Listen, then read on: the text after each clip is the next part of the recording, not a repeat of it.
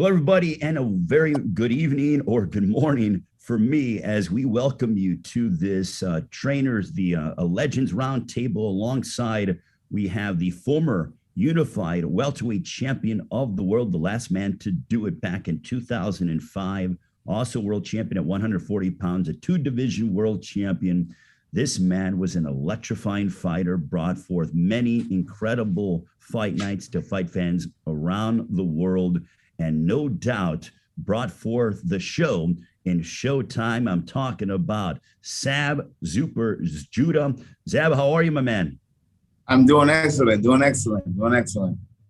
Well, Zab, we are here to talk about the Saturday, April 16th showdown between the man that I'm getting ready to mention. He is the WBC and IBF welterweight champion of the world, a 2012 United States Olympian who has grown and evolved and has become a superstar in the sport of boxing. He is just the first fighter to be main eventing at AT&T Stadium in Arlington, Texas. I'm talking about Texas's very own Errol "The Truth" Spence Jr. Errol, how are you? Doing good, man. Can't complain. Well, what we are here for is we're going to talk with Zab and Errol and sort of go back and forth between the two. Zab is in Los Angeles. Errol is in Texas. I am overseas in Tokyo. And Zab, what I want to find out from you is, as we get ready for Saturday, April 16th, between Errol Spence Jr.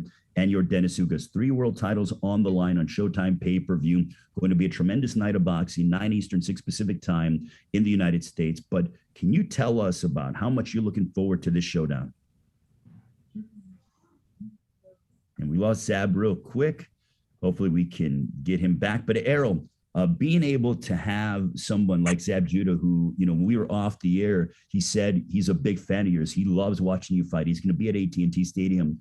What does that mean to you? Because I know that you grew up and you were watching Zab Judah perform at the highest level. Well, that means a lot. Like, I mean, he's one of the few southpaws that I watch growing up. You know, he was super big time, especially, you know, when I was coming up. So, you know, watching Zab, I always watched him, and that's big respect, and it's a lot of honor having somebody like Zab Judah saying that they're a big fan of me and they like watching me fight and things like that. So, you know, that I feel like that's pretty dope to have guys that you looked up to and things like that. Now they watch you, and you watched them as a kid, but now they watch you, and you know, they say you're a good fighter and things like that. I mean, that's what you do it for. Zeb, I asked Errol when you dropped off about what it means to him to be able to say, because you told me off air that you're a fan of Errol Spence, and the fact that he watched you perform as he was sort of growing up as a kid and as a teenager and, you know, in the amateurs and stuff. But now that you're watching Errol, how much respect and admiration do you have watching Errol Spence fight?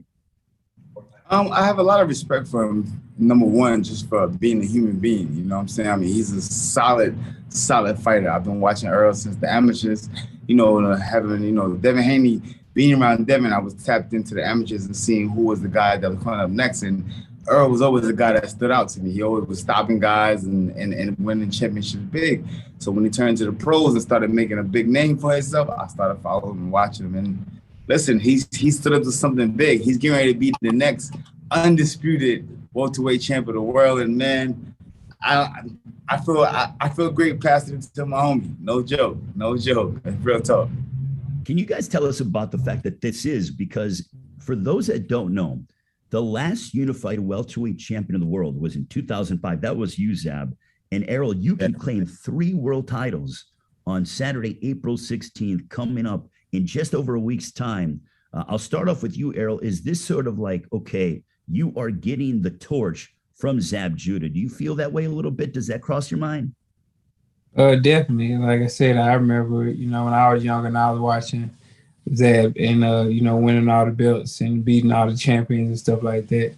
And that's something that, you know, I want to do. I never dreamed, you know, in a million years that, you know, I'll be doing that. But, you know, it's a dream come true. And, you know, you got to stay focused, stay dedicated. And, you know, every fight, you know, is the most important fight. You know, like I said, this is the 3rd time where I'm taking somebody's belt. And then the 4th time I take somebody's belt. Be the welterweight champion of the world. Like the welterweight, weight class is always a crowded weight class with a lot of great fighters and great champions and things like that. So doing it this weight class, I feel like, that's the biggest accomplishment at this weight class because it's so many great talented fighters in this weight class.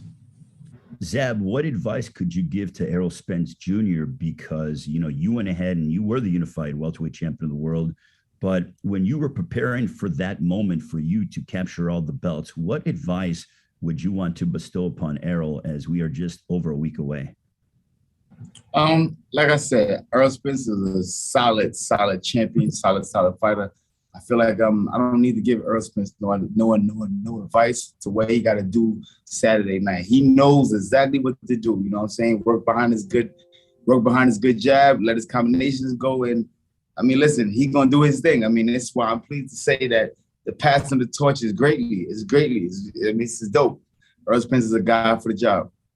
Plus, for me, when I was a kid, I idolized Pernell Whitaker. Pernell Whitaker was an undisputed champion of the world. Mike Tyson was another one, undisputed champion of the world. So I got to live out and be around, my idols and watch those guys, champions of the world and be around them. So for me now to pass the torch to Earl is greatly appreciated. So, Zab, what have you been up to? I see behind you, you have Celebrity Championship Boxing. You are now jumping into the promoter realm, and you have a big event coming up in June. What has Zab Judah been up to? I mean, you opened up your own gym in Woodland Hills, California, but you've been a very busy man, Zab. Yeah, lately, man, I just been busy, man. Like they say, just because you retire, that doesn't mean you die out. You know what I'm saying? So I started my own fight league, Celebrity Championship Boxing. We have a big fight coming up June 23rd. It's going to be here out of California. We got Slim Jimmy from Ray Schmurda versus a reality star, Wuda. It's going to be crazy. You catch it live on Fight TV. And, if you're in the California area, 4901 Topanga Canyon Boulevard, Woodland Hills, that's my address to my boxing gym. Come get a workout. Come see the experience. It's amazing. And Errol, I know that you're a promoter as well because Saturday, April 16th is promoted by TGB Promotions along with Man Down Promotions. You're a fighter, obviously, but, what are the challenges of, being, how active are you when it comes to the promotional aspect? Or, do you sort of just sign off on everything, make sure it's good, and then focus in on the task at hand being Yordenis Ugas on Saturday, April 16th? Definitely. But, as you know, I got a fighter, Frank Martin, 135 pounds, and, he's been really explosive. He had a couple of great knockouts on TV. So, for me, it's just, stay focused on this fight, do my thing. Then, once he fights, just make sure, you get the right step of fights and the fights that, basically get him in position, for a world title. But as far as myself, I'm focused 100% on Ugas. That's the task at hand. That's the third belt. Once I accomplish that, it's on to the next belt. So, it's 100% on Ugas right now. And Errol, for you, this is your fifth time in recent memory fighting in your home area. You fought in Dallas at the Bomb Factory. You went from the Bomb Factory to then the Cowboys practice facility in Frisco, Texas. Your third time here at AT&T Stadium. But has every time out gotten easier for you to be main eventing in your home area? Yeah, it definitely gotten easier because, you get a lot of, pressure from, fans, media, your friends and things like that. But, you got to block all of that and focus on the task at hand, and that's your opponent. So, it definitely get a lot easier, but it's still special at the same time, fighting at home, fighting in front of, your family, friends, and your day one fans too at that. So, it's always special, their ring walk, walking out and just seeing all the familiar faces and family and friends who can't go way out to when you're fighting in New York and fighting out far, but at home they can come out and watch you fight. Zab, for you, what did it mean for you to be fighting at home and the pressures and, in terms of, focusing in on your fight, but also making sure that those closest to you are taken care of and everything else? When do you cut them off and try to say, okay, now I really need to just focus on the task at hand? I mean, for me, I was hands-on with that, you know what I'm saying? I did a lot of things that I shouldn't have did, you know what I'm saying? So, you know, I ran around, handled tickets, friends, school friends, everybody. I made sure everybody was there. I mean, I remember being at a fight in the garden, at the fight, running around, worried about somebody getting tickets and getting in a fight and all that, rather than worrying about my fight. Even though I won, but I still, you know, I got kind of sidetracked. So, you know, yeah, I did it. I did it though. Now, Zab, Errol Spence is taking on Yordenis Ugas, who's just coming off of a win over Manny Pacquiao. He took the fight against Pacquiao because, Errol, you had an eye injury, but it's no secret that Yordenis Ugas is a very tricky fighter. A lot of elite Cuban fighters are very tricky. So the question I have for you, Zab, is who is the trickiest fighter you've ever fought? The trickiest fight I ever fought, I fought a guy by the Omar Weiss. He was an Argentina fighter. He did a lot of tricky stuff to me. Yeah, he was a different kind of fighter. Now, for you, Errol, is Yordenis Ugas, I know you haven't been in the ring with him, but would you say in your preparation that this is the trickiest fighter you've, you know, stepped inside the ring with, or that you have on your assignment? Or is there someone else that was a little bit trickier than that of Ugas? I don't see him tricky at all. I think y'all putting too much emphasis on that. I mean, most Cuban fighters, you know, they move a lot. They use angles. They stay on their feet and their toes. And Ugas, not even that. Like, he's a guy that, you know, tries to fight. He wants to fight. And, you know, he wants to trade shots and things like that. So, you know, I wouldn't say, you know, he's just crazy tricky. Like, Bernard Hopkins is a tricky fighter. I wouldn't put him up there with Bernard Hopkins, you know. So, you know, I think people just put too much emphasis on being a tricky fighter. I never seen him do anything tricky except his left overhand. That's the only thing he really does. It's not like he dropping his hands, weaving shots and stuff like that. So, I mean, y'all gotta tell me what he does that's tricky. I mean, are you asking, or do you want to just, or I'm asking it out there? I'm asking you what he does that's tricky. Okay, so from my perspective, and I'm not a world champion like you, but from my perspective and watching him, he uses his distance real well. He's constantly moving his feet.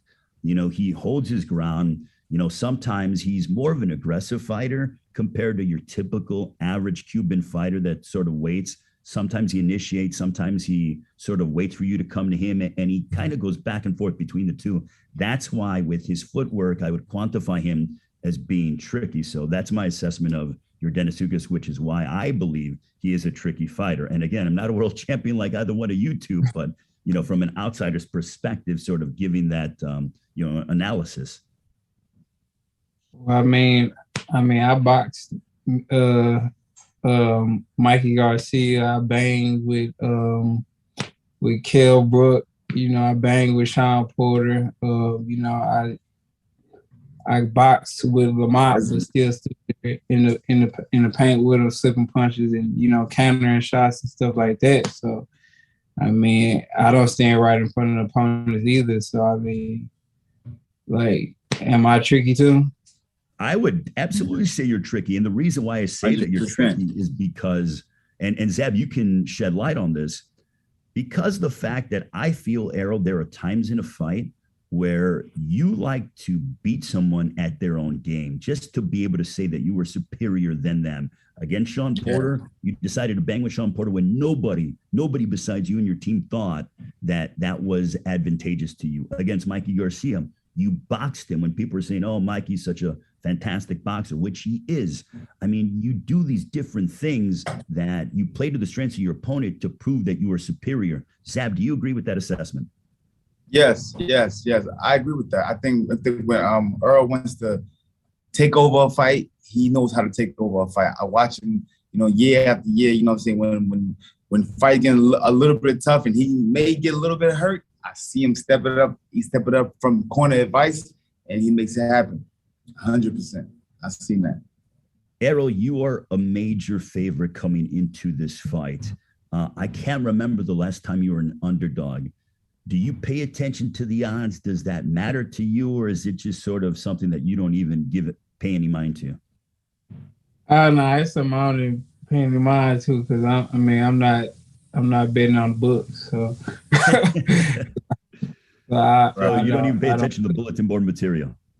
Yeah, I don't care if I'm, underdog or not, or I'm a major favorite. At the end of the day, you still got to get in there and prove it. So, that doesn't play any factor in my game plan or in my mind at all. Zab, for you, which role did you like best as in your career? Did you like being the favorite? Did you like being the underdog? Or like Errol said, it didn't matter to you? Yeah, it didn't matter to me either. I mean, a lot of times I came in the ring as the underdog, but, a lot of times it didn't matter. I mean, even when I went and I won the Undisputed Championship of the World, I had to go to St. Louis, to Corey Spring's hometown, and fight him. And, it was a crazy time for me. I mean, I got death threats and all type of stuff, but none of that meant nothing to me. I was focused. I was locked in, and I know how Earl feels. I mean, when you locked in on something and it's your time, there's nothing that can stop you. Nothing or nobody. So, Zab, did you like fighting at home more, or did you like going on the road more? Because you brought up that point about Corey Spinks that we show on Showtime. That was an incredible, masterful performance. I would probably say it's one of my top performances that I've seen in your career. Which role did you like going into? Was it the Yordenis Ugas role and that he's coming to AT&T Stadium, or the Errol Spence role, fighting at home in front of your fans, having the opponent come to you? For me, I like to go on the road, because when you go on the road, it's like, you pack a lunch. You pack a lunch and you on a mission. You're like, listen, I'm packing my lunch because I'm on a mission. When I get back home, I'm gonna have my mission completed. You know what I mean? So I like to go on the road and get the job done. And Errol, I know you love fighting at home and everything else, but is it sort of comfortable for you to be able to know that, hey, you're sleeping in your own bed, or do you sleep in the fight or hotel and stuff? I remember when Caleb Plant fought Canelo, he decided to fight and sleep in the fight or hotel. Are you of that mindset, or do you like being at home in the comfort of your own home and sort of dictating where everything goes? Nah, man. All my training camps be at home. I rarely, go to a fight hotel unless I'm fighting in the state, anything like that. But for the most part, I have it at home, and I just sleep in the computer room or something like that. But for the most part, I like the comfort of being at home, the comfort of being around my family and things like that. So, I don't like getting on planes, and especially when you're making weight, you gotta get on the plane and then hop out the plane and go to a boxing gym that you're not familiar with and all that type of stuff. Like, I'd rather just stay home. Errol, you've had a lot of big wins in your career. It has been wonderful to watch you grow and evolve. I mean, we go back quite a bit. I remember watching you, wipe out Chris Algieri, knock out Leonard Bundo in front of 6 billion people on network television. Well, would you think that this win against Yordenis Ugas is going to be one of your signature wins? Or do you think beating Sean Porter, beating the guys like Danny Garcia, that you already have that and you're just adding to your legacy? I think I'm basically adding to my legacy, because, I feel like every fight that led up to this is just as important as this fight, because that's where it got me to. That's where, it led me to. So, like, people like, what's your most important fight? If I wouldn't have beat those guys from when I was 10-0, 9-0, I wouldn't have got the Kell Brook fight. If I wouldn't have beat Kell Brook, I wouldn't have got the Sean Porter fight and the Danny Garcia fight and everything that's leading up to it. So every fight is the most important fight to me, and every fight means a lot to me, because it leads me to more better fights and more accomplishments. Zab, what performance stood out from Errol Spence's career to you the most from your standpoint? Say it one time. What performance of all the fights you watch Errol Spence fight, which one were you like mesmerized the most by? I like his Sean Porter fight and the Danny Garcia fight, both of them. He showed a lot of heart. He showed a lot of, he pulled through. And times when, he looked to be confused at times, and he pulled through it. You know what I'm saying? I seen, Sean Porter gave him a lot of different ugly looks, and he was like, what the? But he figured it out. He figured it out and he pulled through. You know what I'm saying? And even in the Danny Garcia fight, Danny Garcia caught him with a good hook and stuff. You know, and he was kind of memorized for a second. He went back to his jab and started boxing and started letting combinations go. And you know, that's the great thing about being a great left-hander. You know what I'm saying? You can start back with that jab, put together great combinations, and it's all back together again. Sam, do you love the fact, because Errol Spence, you know, Errol, you told me last week that assuming everything goes according to plan, that yes, you want to unify the division. You want to be undisputed welterweight champion of the world, that other champion being Terrence Crawford. Zab, because you did that in your career, do you like the fact that this younger generation is saying, we want to fight each other? We want our four belts on the line because you did it, your generation did it, but now we're seeing Errol Spence and his generation go after that same thing that you accomplished. Listen, that's the only thing that's lacking in boxing right now is the competitive fights. People have fights that they want in their head to be done and be made and see done of this generation, and it's got to happen, but it's got to happen with the, you know, fighters got to feel like they want to do it. You know, now the promoters are in the way now, but, you know, stuff is starting to iron out now. The promoters are starting to grab the right fighters to make the right fights happen. And it looks like 2022 and going forward, we're going to have some good fights happening now in championship boxing. Would you say that Errol Spence is a throwback fighter? Yes. He has throwback. He has, I'm going to say this, he has throwback qualities. He has throwback great qualities. Yes, he does. He's still a young man. He's still of this era, but he has throwback qualities. Probably of everybody that's doing it today, Errol Spence is more him and Terrence Crawford. I can't leave Terrence out. Him and Terrence Crawford are probably the last two guys from that season era that still got that sauce. No joke. Errol, where did you learn those old school qualities from? Because as long as I've known you, I feel like you've had that old school demeanor that you exhibit every single time you step inside the ring. Man, just, you know, being a student of the game, first of all, and that's just my style, you know. I feel like I always had a professional style, even in the amateurs. Like, you know, I was going to the body in the amateurs, you know, stopping people to the body.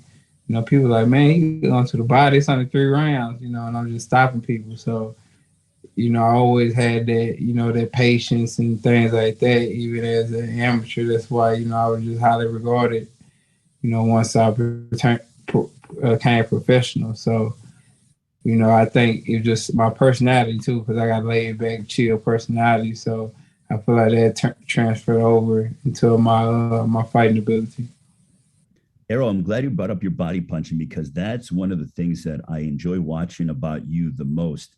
Zab, do you feel that, because I feel like the younger generation, not, you know, a good amount of them, they love that highlight reel headshot knockout or on the chin, something just electrifying. But to me, I love seeing body punching. That to me is a beautiful part of, you know, the sweet science. Do you think that body punching is a lost art form now in prize fighting? Yeah, body shots is definitely a lost art for where we at today. Remember guys like back in the days, Mike McCallum, the body snatcher. I mean, it was nobody that would dig over, like he would step over and dig both hands. Like, you know, you don't see guys putting together 6-punch combinations to the body in these days. Guys are just getting, you know, a double jab to the head, put a, you know, 1 power shot to the body and back up to the head again. You know what I'm saying? Like, they're not staying down there and putting in work. So, you know what I'm saying? So when you see a guy like Errol Spence coming in, and he has been doing it since the amateurs. He has been stopping guys to the body. How many body shot knockouts you got, Earl, in the amateurs? Man, I got a whole bunch. Zillion. Yeah, man, amazing. You know, yeah, nobody was doing crunches in the amateurs. So, you know, everybody was just like, because nobody was going to the body. So, man, I was just going to the body and stopping people because nobody was used to it. Yes. He is probably one of the first amateurs that I've seen doing that. You know what I'm saying? They put me on to me and say, yo, watch him. He ain't no joke. He was boom, he stopped him. I said, oh, wow. I said, okay. Yep. Phenomenal. Zab, I'll give you a quick story. We were at Errol's gym last Thursday, actually a week ago, or almost a week ago. And Errol, you were hitting the heavy bag.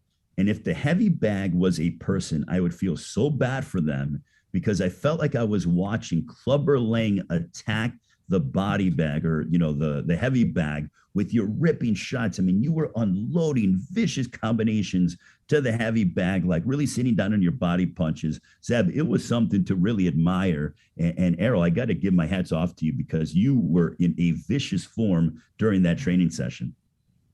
Man, thank you. I appreciate it, man. You know, it's about working hard every day, striving, and you just staying focused, staying on the grind. And, you know, basically, you know, I want to show everybody that, you know, I'm in the best shape of my life. They don't have to worry about anything. You know, I'm going to perform to my best of my abilities, and I'm 100%. My final question to you before we open it up to the media, Zab, can you tell Errol what it meant to you, and if he's successful on Saturday, April 16th against Yordenis Ugas on Showtime PPV, AT&T Stadium in Arlington, Texas, what he might be feeling when the ring announcer says, you know, holding now 3 world titles, and Errol has all those 3 belts draped on himself at a jam-packed AT&T Stadium. Can you tell him what he might be feeling because you went through that back in 2005? Yeah, it's a feeling like none other. I mean, I'm pretty sure, you know, he's a multiple world champion, so he knows what it feels like to gain multiple world championships and gain success and have that. But and on the 16th, when the referee declares you and the ring announcer says, and the new undisputed, it's just something about that word, the undisputed welterweight champion of the world, it's gonna be electrifying folks that go through his body. He's gonna be like, yes, I did it. I mean, it's a prestigious title that's worth working for and worth earning. No joke. Yeah, everybody in boxing, remember this, a lot of greats in boxing, even today, they don't obtain that title. They don't obtain the undisputed championship of the world. So for the few of guys that has the prestigious to put it together, my hat goes off to you. And Errol Spence was like, you know, you can really put it together, brother. Let's go. Errol, have you thought about what that moment might mean to you? Nah, man, I haven't thought about it. I mean, for me, it's just been tunnel vision. Like, I just been focused on training hard, working hard, being the best of my abilities. So I haven't, I'm not, to tell the truth, I haven't thought about, you know, winning another belt. You know, it's just, for me, it's about winning the fight, you know, so I just been focused on just the accomplishment of beating Ugas. And then after, you know, I dwell in it. But right now, it's 100% focused on Ugas, tunnel vision. All right, Mitch Abramson from Showtime. I'm going to turn it over to you. We have questions from the media. We appreciate all of you joining us. We appreciate the 2-division world champion, Zab Judah, also the WBC and IBF welterweight champion of the world, Errol Spence Jr., as we continue our conversation, getting ready for April 16th, Spence and Ugas on Showtime pay-per-view. Mitch? Thanks so much, Ray. Great conversation. Let's go to the media. If you have a question, please raise your hand. And let's begin first with James Bell from the Boxing Source. James, go ahead. All right, got 2 quick questions, one for Zab and one for Errol. Zab, my guy, going to, you know, more into when you won that undisputed welterweight championship fight against Corey Spinks, not just immediately after the fight, but when you came home to Brooklyn as the #1 welterweight in the world. Oh man, it was a phenomenal feeling. I mean, it was phenomenal when they strapped the belts on me, and I was in the ring, and I seen all of those colorful belts start being passed over to me. It felt like a bag of Skittles. You know, I had a bag of Skittles. I was happy. I seen all the colors just started coming. I was like, oh wow, this is amazing. But you know, but even when I got back home to New York City, New York embraced me very well. I had a parade. I had all, you know, all kind of things. The city opened up, definitely. Gotcha. And to Errol, I talked with Yordenis Ugas in reference to his trainer, Ismail Salas, but for you and Derek James, what is it about Derek James that, you know, makes him, you know, very great to you, but not only, you know, for him to work towards being trainer of the year, but as he says, trainer of the decade? You said, ask the question again? I'm referring to your relationship with Derek James, Coach Derek James, and what makes him stand out so that not only he could be referred to as the trainer of the year, but the trainer of the decade, as he says. I mean, just we work on a lot on fundamentals, and work on always being in a position to punch, never getting out of position to punch. And I feel like, they're drawn well. Like, even with Jamel Charlo, like, if you look at it, like, Jamel wasn't, considered as a power puncher, and it looked like he ain't had that much confidence in his power. But, at the end with Derek teaching him, defense and holding his hands up and blocking punches and things like that, he got more confidence in his power and started sitting down more on his punches and getting more knockouts. So, I feel like, he brings out the best in you without changing you up too much. He just, nitpicks on a lot of things that he see you doing wrong and try to change it and make you a better fighter. Great. Thanks, James. Let's now go to Kirk Jackson from the Scope Network. Go ahead, Kirk.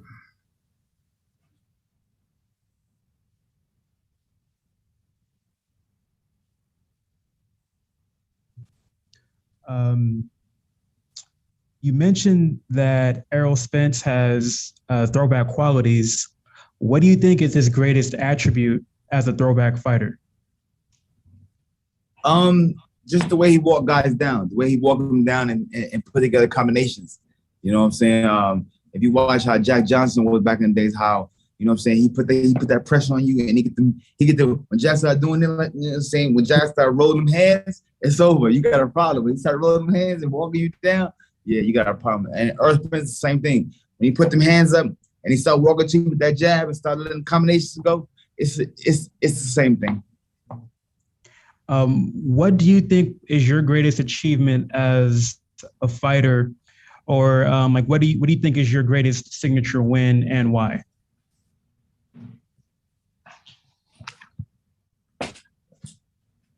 For me? Yeah, Zad, that was for you. Oh, for me? Okay, go ahead. Now, ask it again. Just your biggest achievement as a fighter. Oh, my biggest achievement as a fighter? All of them. Every fight has a different meaning to it. Every fight has a different meaning to it. Win, lose, or draw. No matter what, every fight has a different preparation. It comes with different prices you got to pay. Everything. You know what I mean? So just every one of them. I mean, there's no one that just singles out to me to be different. Okay, thanks, Kirk. Let's now go to Jim Conlon from RCB Radio Sport Ireland.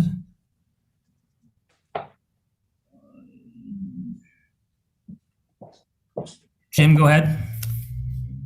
Hi there. My question is for Errol Spence. Errol, I spoke to Yordenis the other day, and I asked him what fight would suit his style better, yourself or Bud Crawford, and he said your style would suit him better. How do you respond to that, and do you look forward to meeting Bud Crawford later on in the year? Yeah, I definitely look forward to meeting Bud later in the year. I mean, it's for all the marbles, so that's I feel like that's the biggest fight in boxing with two fighters with amazing skill set and top 5 probably boxers in the world. And Ugas saying that, I mean, that's his opinion. So we'll see April 16 if he's still asking us that question. April 16, do we still think the same? Okay, thanks for that question, Jim. Let's now go to Alex Secchia from Prime Point Media. Alex, go ahead. How you doing, guys? Thank you for your time today. My question is for Errol. Errol, so I want to get your mental aspect from this question. Mentally, how does it feel to be able to continue to do what you love, even when most people believed that your career was over? It feels good, man. Just prove all the doubters wrong and, keep working hard and striving. It's more, motivational for me. So the more people that, doubt me publicly and, say things, I just use it as fuel, it's fuel to me. So, the motivation is fire. So, I don't care about the doubters or, people saying different things, I'm working hard, I'm proving that, I'm back in April 16th. People are going to see, not even the same version. I feel like they'll see a better version of myself. Great. Thanks for that question. Let's now go to Ivan Montiel. Ivan, please identify the outlet that you're speaking for. Thanks. Ivan Montiel from boxing.com. I got one question for Spence, another question for Judah. Spence, how much more motivated are you now that you heard Judah talk good about you, give you advice? How much more does that motivate you? It motivates you a lot. Like I said, when you grew up watching a person, and they, and now it's your turn now, and they give you high praise and things like that. That's especially motivating, and it means a lot. So, it's definitely a motivating factor, and it's definitely motivating me more than I already am. Great, thanks for that question. Let's now go to Cameron Buford. Cameron, please identify the outlet that you're writing for. Voice of the Fans by way of LA News Observer. Good afternoon, guys. Thanks for making time for us. Earl, I got a couple questions for you. Upon looking at the all access that you did, you got the horses now. Yeah.